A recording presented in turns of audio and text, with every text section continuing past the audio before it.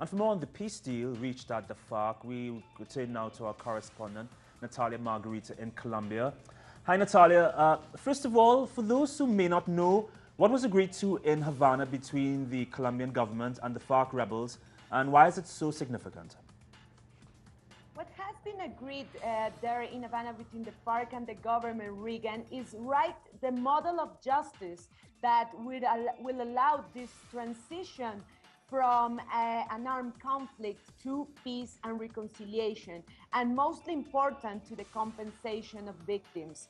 So in any armed conflict, in any conflict in the world, the transitional justice model is a challenge, and it is a challenge because it implies to determine who is to be considered as victim, who the perpetrators are, and which are going to be the sanctions imposed to those perpetrators. Particularly in Colombia, this was a huge and enormous challenge because we're talking here of a more than 5 decades armed conflict that has a diversity of actors who directly or indirectly play a role in this conflict.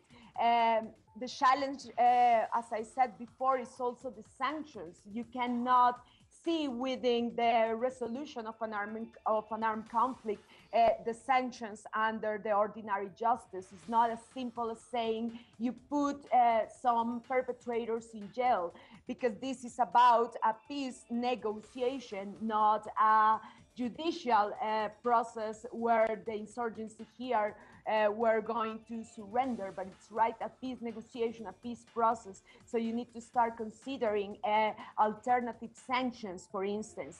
And that's what has been agreed there in Havana, that model of transitional justice.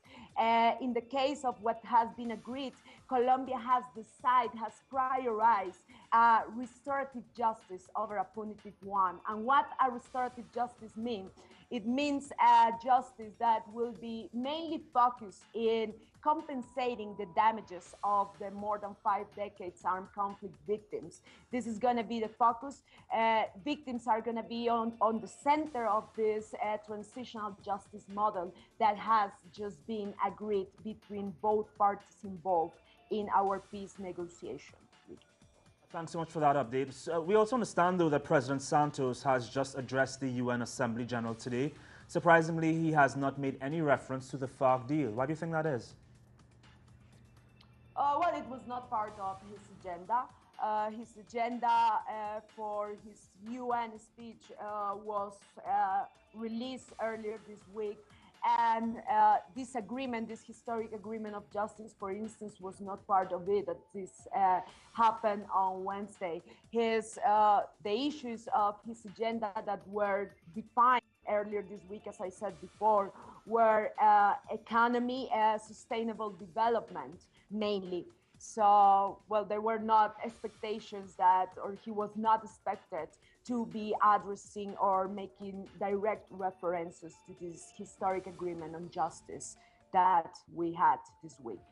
Your updates are really appreciated, Natalia. Thank you so much. We hope to touch base with you very soon again.